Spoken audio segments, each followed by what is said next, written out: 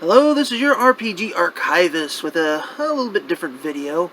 I think for a while I might be do a lot of painting videos in the near future because I'm just kind of being lazy with my RPG stuff and I really need to start painting. I should be painting this guy.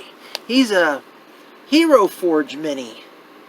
A friend of mine took my download and he printed him out for me.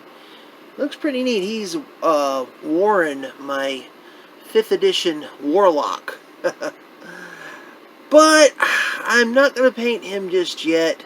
I've got some before him I want to paint. Specifically this one and then this one. This one because I just wanted to paint him for a long time. This one because this is going to be my test mini for the colors I want to use for this guy, because I really want to get him looking good, and I'm going to do something similar first. So anyway, this is the guy I'm wanting to paint. As you can see, he's already been primed in black. He's been primed for years, guys. This mini is Eskin Male Rogue from the Reaper line. This is a metal version of him. I guess there might have been a Bones version. I don't know. But this was my character for the old Star Wars Saga Edition game that we used to play in. Well, Star Wars Saga Edition is a while back, because Fantasy Flights has had that license for what, 6 years now? So yeah, it's been a while since we've played the Saga Edition Star Wars. So Eskin Male Rogue in the Star Wars game was called Moth. He also had a real name. Moth was his code name. I had a lot of fun with Moth. His real name I don't recall. It was never really used. Not even sure the Game Master even knew what it was. I remember I was on an anime kick and it was some fake Japanese name. It sounded Japanese, but it wasn't really. But it worked out. So anyway, I'm going to be turning my camera off and on during this deal. My camera has a tendency to overheat. So, you're going to see some edits, and you're going to see some jumping around, but that's okay. I just want to paint the mini and just maybe talk about the character I was playing way back in the day. So, without further ado, let's do our first jump. Okay, I got my paint palette out. I'm having to stretch my arms out a little bit because it's a little awkward how I have this camera set up. But what are you going to do? I really should turn on my overhead instead of just relying on this lamp, but I'm too lazy to get up right now. But we're going to start with Pro Paint's white leather. Okay, you know what? I probably better talk about my process of picking colors. I start with opened containers first, and you can tell which containers I've opened because I have painted a ring of whatever color I have used across the top. See, this one I had actually opened at some point, but I didn't start with the little ring at the time, and eventually, you know, I've gotten to it, and I will put a ring on it. But you're looking at this, man, these are really old paints. I don't think Horizon makes paints anymore. I really don't. These are really old paints from way back. I think somewhere in my collection. I still have paints that say TSR Hobbies on them. That's how old. Yeah. So what I do is, besides starting with the paints that I've opened first, I start with the oldest stuff first. And I just kind of randomly grab, well, not randomly, I grab any colors that I think I might maybe want to use. I know I'm going to try and incorporate some purple, maybe some lavender. I'm not necessarily going to use all of these colors. These are just a bunch of colors that I thought might be good. Of the new colors, this is that weird color that Reaper Miniatures had sent in that unboxing I did a while back. And I've decided that this odd-looking gray color is what I want the overall model to be. I'm thinking. I don't know. Anyway, let's get started on this. Now check it out. I'm doing something I don't normally do. In fact, I haven't actually done this before. I was watching a video. They were talking about something called apex shading. I'm not actually going to do apex shading. It's just more of a dry brush to pull out the highlights. So I thought that was a neat idea to make it easier. Oh, I got my white leather a little bit too watery, it looks like. Oh well, I'll make it work.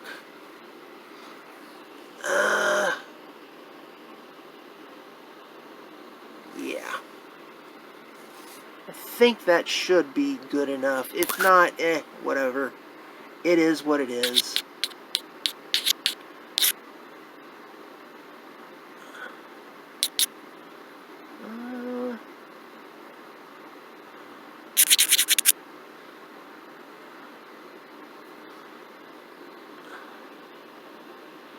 Now remember, this is just to pull up all the little details, basically so I can see better what I'm doing. You get a better look at this. By the way, I love this model. How often have you seen such a dynamic pose on a model like this? I haven't seen this particular pose on any other model, and I really like it. Yeah, my dry brush paint, it's a little too wet, but it's not going to matter in the long run because this is all going to get covered up anyway. He's got all kind of little details that I probably would have missed if, look at that, if I had not done this. This black on black is not easy to do.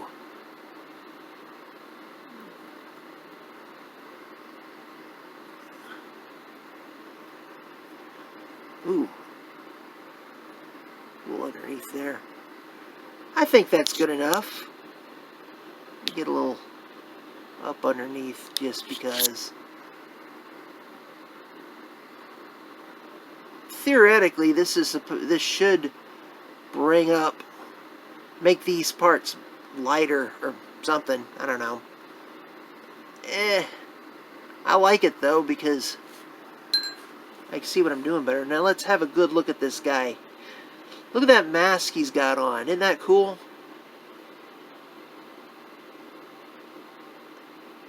It's kind of like a, I don't know, a steampunk ninja maybe?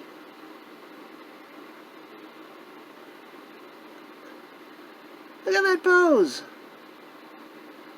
Doesn't that look sneaky? Oh yeah. That's good. This guy's going to be fun. Going to have fun with him. I'm about to use that odd color that has no name. So I've got over here in my palette some of this and a little bit of the primer. And what I'm going to do is I'm going to take this primer and I'm going to brush it up here. I had a white primer, but I have no idea what happened to the white primer. But anyway, let's see. So basically I'm going to take this primer. When it dries off, I'm going to paint that over the primer so I get to get exactly what color it is that I have in the bottle. Pretty handy. I know I mentioned it before, but I thought I'd show it just to kind of emphasize the idea. Anyway, I'm going to let that dry, move on to this. I think I'm going to do that off camera. Alright, this hasn't quite dried yet for the coat to go on it. This does have a bluish tint to it. You can't tell on camera, but it really comes out on the figure more as a dark gray, which is fine. Moth was pretty much gray on gray. I may add some little onto that foot there. Not sure what I'm looking at there, but there's some dangers to going all grays and all blacks. Very few characters could really... You can't usually get away with it like you think you can. For example, let me tell you, Darth Vader is a good example. He looks good on screen, but on a figure, not so much. In today's modern miniatures, you want to get away from browns, you want to get away from grays, you want to make them more colorful. But Eskin Male Rogue, or Moth, I should say, he was basically a gray on gray guy, but I'm going to try and spruce him up a little bit, make him pop a little bit more. I'm not exactly sure how I'm going to do that. I have an idea, but I want to see what I can do. Like, I don't know what I'm going to do about the backpack. I never imagined him with a backpack. And I don't know what that is, if that's hair sticking out of the back of his neck or more rope. Don't know. I think I'm going to reference the one of the Reaper groups and see if anybody's painted him before, and maybe get some ideas by seeing what they've done. Well, it seems there's like a single pick on all of the internet. It's not even my color scheme of this particular figure.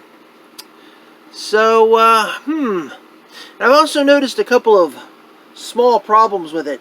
Look at this leg here. It looks like it's armored, or some sort of plate or something. I don't know. Boot. This side, not so much. When I paint this, I'm gonna have to fake it. I want to match that with that, or that with that rather. Don't know. And I'm looking at my color palettes that I'm using. I don't think I'm going to use any of the purple at all. I'm going to just stick with the blue. And I'm going to keep it as simple as possible. So I'm going to start painting. I might just finish this whole thing out and come back later. It all depends on what I feel like.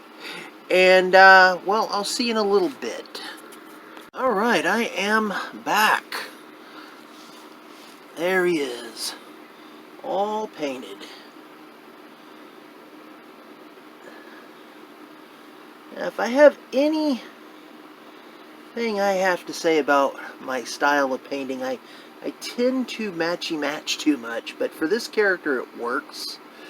I use these more bluish grays. In my original character concept, it was more gray on gray on gray, and I don't know, I wanted a little more of the color. Nowadays it's like everybody who does some mysterious edgelord is always gray and black. It's always gray and black, and it's kind of, I don't know. But anyway, here's my palette. And I was right about this particular one when I added white to it. This is the color I got right here. You can see that. So that grayish blue added white, it was definitely got a blue tint to it. So why did I want to do this character? For one thing, he's been primed for literally years, waiting for me to finish him. Poor guy.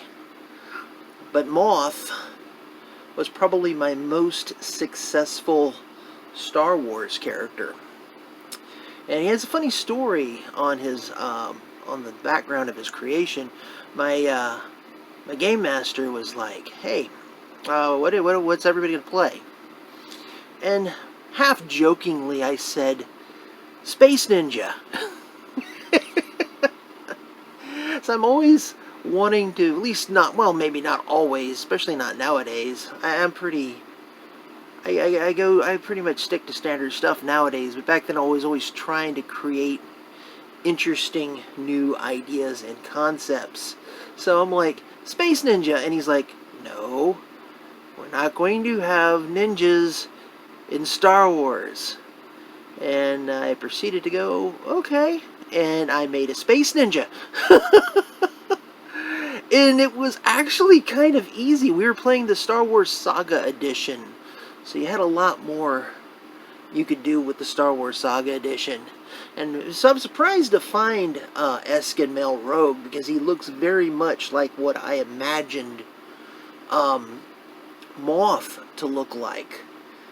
Very much like him. And it's supposed to be a fantasy figure, but I reskinned him to be a Star Wars figure.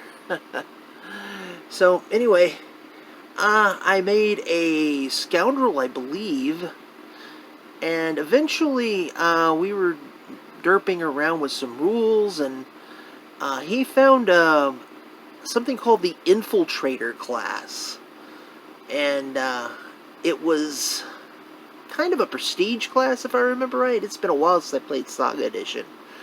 And he went into the Infiltrator class, but this guy was a rogue type with high dexterity and mobility out the wazoo, and he would zip in and out of combats, flanking and backstabbing. Yeah, he was fun. Let me back that up just a little bit. I had a particularly weird background for him. I don't know why I always, when we played Star Wars, I always wanted to create the planet that the characters were originally from. And his planet, I just pretty much made out of whole cloth. I forget the name of it.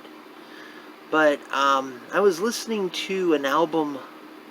For some reason, this album helped me create this place in my head. It was V&V Nation, Songs of Faith and Glory or something like that. Faith, Power, and Glory. I don't know why that album would make me come up with the idea of a Space Ninja, but for some reason it did. But the idea was that this planet was off the beaten track. It had weird gravitational anomalies that made it really difficult to make it there easily. It's not like in that second Star Wars movie, they plug in the map to find Luke Skywalker, and poof, they're right there all of a sudden. Man, I was disappointed in that. I'm going to go on a tangent real quick.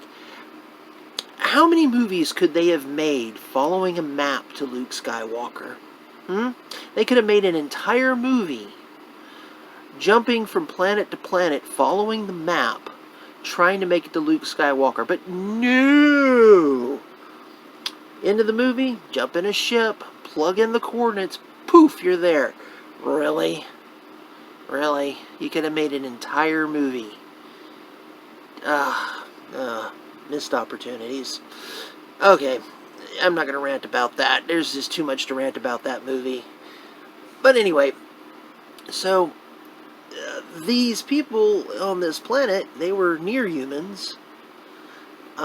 It's a basically saying that they're humans, but just slightly different.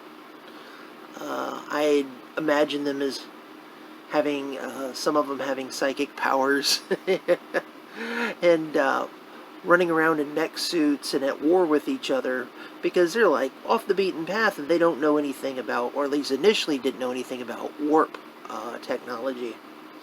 And the whole concept was this. A ship with aliens, well, to them aliens, crash lands on their planet, and they're like, oh, these guys have technology, we might be able to use them against our foes, and they figure out warp technology. And they're like, let's go figure out what's going on in the rest of this universe. And they start planet hopping.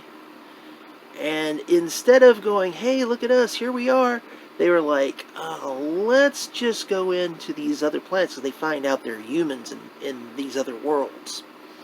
So they go to these other worlds and they start stealing technology. And that's his point. That's his purpose. His whole thing was stealing technology for his planet so they could advance quicker. So, he had like a flak jacket instead of like space armor or whatever. And he had a slug thrower, which is another word for pistol.